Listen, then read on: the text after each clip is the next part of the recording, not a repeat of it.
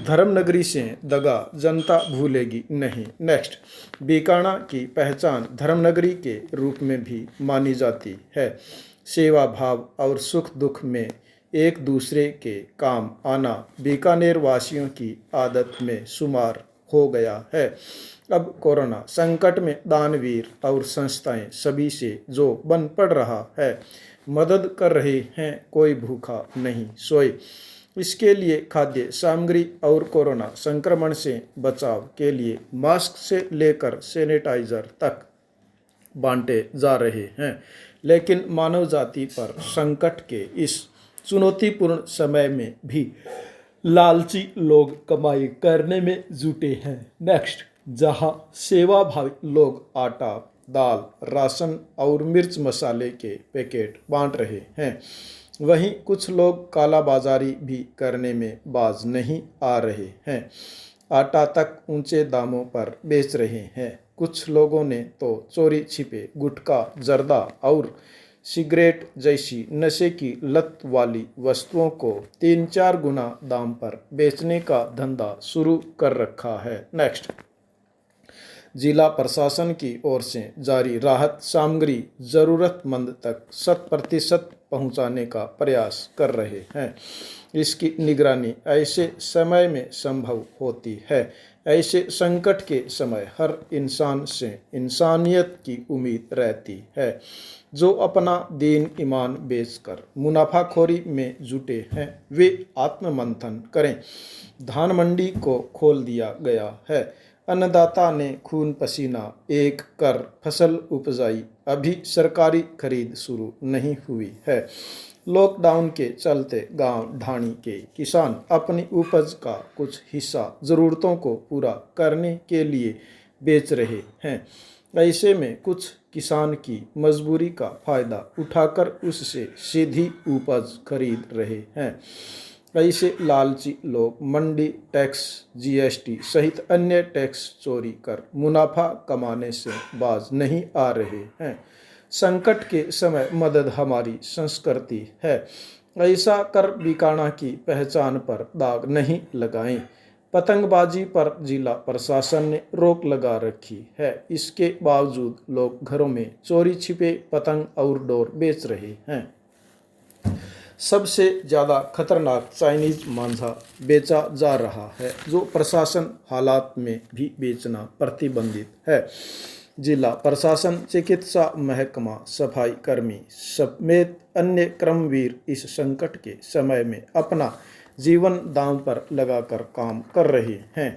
जनता lockdown की पालना से घरों में बाहर नहीं निकल रही है। जो संस्था या सेवाभावी आगे आकर मदद करना चाहता है, उसे प्रशासन पास भी दे रहा है।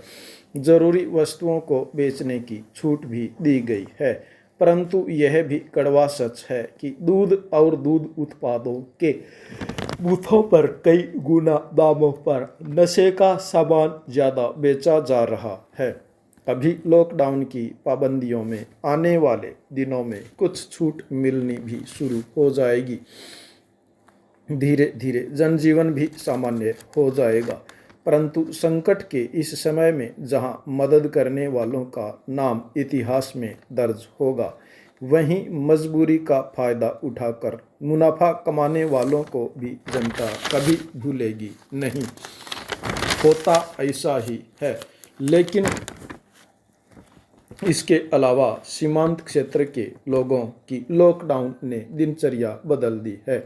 गांवों में जहां पहले सन्नाटा था, वहां बाहर गए मजदूर लौटने से रौनक बढ़ी है, तो काम के बिना समय गुजारने की भी मुश्किल उनके सामने कुछ महसूस हो रही है। नेक्स्ट, देश में एक और लॉकडाउन के चलते कोरोना के मरीजों के 2 गुना होने का रफ्तार धीमी नजर आ रही है। नेक्स्ट, व्यक्तित्व के निर्माण का एक अत्यंत महत्वपूर्ण पहलू यह है कि आप स्वयं को तथा दूसरों को कितना महत्व देते हैं। यह बात मात्र कहने के लिए न होकर यदि आपके स्वभाव का अंग होती है, तो आपका समाज में भी स्थान तय करती है। आमतौर पर व्यक्ति अपनी प्रशंसा ही करता है, अच्छे कार्यों का श्रेय स्वयं लेना चाहता है तथा गलतियों का दोष दूसरों के सिर पर डालता रहता है। स्वयं के प्रति ईमानदार होना जीवन की प्रथम एवं सच्ची आवश्यकता है। इसी से व्यक्ति पारदर्शी बना रहता है, वह अपनी गलती तुरंत मान लेता है तथा उसके सुधार का मार्ग खुला रहता है। अतः सुधरने की संभावना भी सदैव बनी रहती है, किंतु झूठ बोलने का अर्थ है कि सुधार की संभावना व्यक्ति ने समाप्त कर दी है। यही बात स्व प्रशंसा की है। नेक्स्ट, इससे व्यक्ति का दंभ या अहंकार बढ़ता है। व्यक्ति अपनी असली छवि देख नहीं पाता, उसके व्यवहार में तेजी, तीखापन और हठ बढ़ते जाते हैं। लोग भी ऐसे व्यक्ति के सामने सच नहीं बोलते, उनके व्यवहार में सच्चाई नहीं रहती। यदि उच्च पद पर बैठा व्यक्ति ऐसा व्यवहार करता है तो परिणाम और भी घातक सिद्ध होते हैं। परिणाम कुछ और भी होते हैं। इस पतनोन्मुखी स्थिति से बचने का एक सरल उपाय यह है कि जब भी आप किसी से बात करें तो अपने बारे में बात करने की अपेक्षा सामने वाले व्यक्ति के बारे में बात करें। नेक्स्ट, इसके दो लाभ होंगे। जहां आप अहम भाव से मुक्त रह सकेंगे, वहीं सामने वाला व्यक्ति अपने बारे में आपको चिंतित देखकर प्रसन्न होगा। नेक्स्ट, आप उसके लिए शुभचिंतक की श्रेणी में आ जाएंगे, वह आपकी प्रशंसा करने लगेगा। प्रशंसा यदि दूसरे करें तो उसका महत्व भी बढ़ जाता है। अपने मुँह मियाँ मिट्टू बनने का अर्थ ही नकारात्मक है। आप देखेंगे कुछ समय में ही आपके अनेक मित्र बन गए हैं। नेक्स्ट, प्रत्येक व्यक्ति अपने जीवन क्रम में बहुत व्यस्त है या फिर दिखाई पड़ता है। वह पूरे दिन दौड़ता भागता परेशान रहता है और इसी तरह अपना जीवन पूरा करता है। किस सुख की तलाश में जीवन पर्यंत दुखी रहता है, इस प्रश्न पर सोचने का उसके पास समय भी नहीं है। फिर उसको कैसे ज्ञात होगा कि सुख मिला या नहीं। विभ्रम की इस स्थिति का निराकरण आवश्यक है। जो कुछ मिल रहा है उसका आकलन होना भी आवश्यक है, तभी हम इच्छित लक्ष्य की ओर बढ़ सकेंगे। इसका केवल एक ही मार्ग है, चिंतन मनन। नेक्स्ट, विभिन्न दर्शनों में इसके विभिन्न नाम और रूप हैं। आम व्यक्ति के लिए इसे स्वयं से बातचीत के रूप में रखा जा सकता है। स्वयं से बातचीत करना एक बड़ा उपक्रम है। यह बहुत आसान भी है। चिंतन मनन अपने जीवन के यथार्थ को जानने का सरलतम मार्ग है। नेक्स्ट, व्यक्तित्व विकास और जीवन के आनंद का बड़ा सूत्र है। इसके बिना दोनों ही दुर्लभ हैं। नेक्स्ट, हम जानते हैं हमारा सारा दिन दूसरों की चर्चा करने में, विश्व तथा व्यापार के गुण अवगुण देखने में गुजरता है। नेक्स्ट, किंतु कभी अपने भीतर देखने का क्रम नहीं बनता। कौन क्या कर रहा है, इस बात की हमें अधिक चिंता रहती है। हमें क्या करना है इसका भान नहीं रहता। नेक्स्ट, अपने से बात करने का पहला उद्देश्य है अपने दायित्व का बोध करना। इसके लिए एक छोटा सा संकल्प करना आवश्यक है। दिन भर के कार्यों से मुक्त होकर जब हम बिस्तर पर लेटते हैं, तब आंख मूंदने से पहले दिन भर के घटनाक्रम पर दृष्टिपात करें।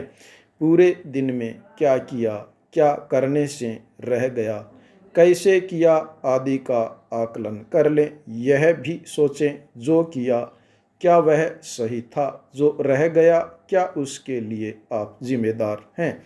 कार्यों में क्या क्या करना होता है, क्या आप इसी तरह का व्यक्तित्व बनाए रखना चाहते हैं। कौन कौन सी बातें आपके व्यवहार में ऐसी थीं जिन्हें आप अब बदलना चाहते हैं। इस प्रकार के अनेक प्रश्न आप स्वयं से करें और इनके उत्तर स्वयं के भीतर ही खोजें। आप दुनिया से झूठ बोल सकते हैं, स्वयं से नहीं बोल पाएंगे। स्वयं से आप कभी भाग नहीं सकते। अतः सत्य को सामने देखकर चौंकाने की आवश्यकता नहीं है। आपके निरंतर चिंतन से आपका वर्तमान परिचय बदल जाएगा।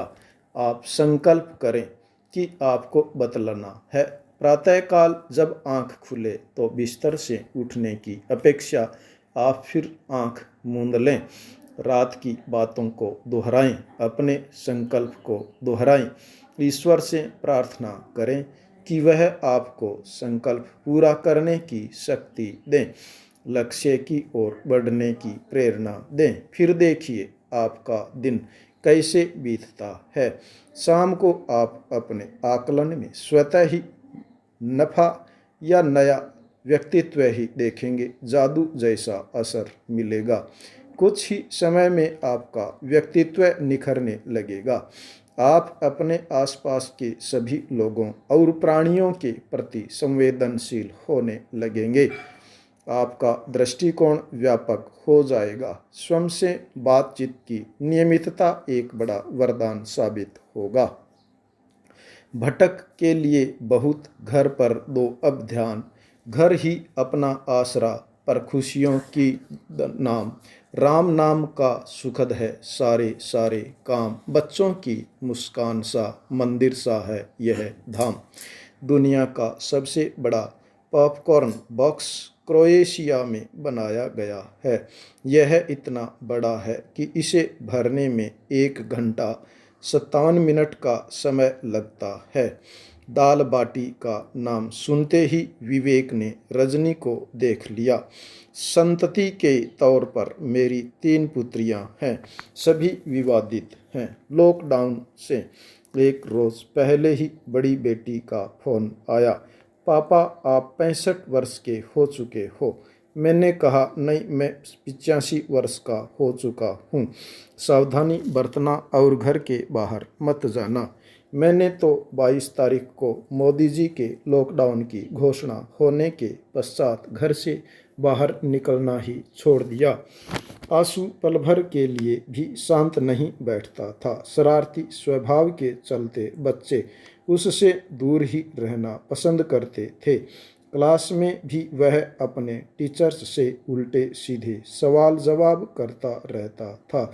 हिंदी के टीचर हिंदी लोकोक्ति आया ऊंट पहाड़ तले का मतलब समझा रहे थे। घमंडी का सिर नीचा होता है।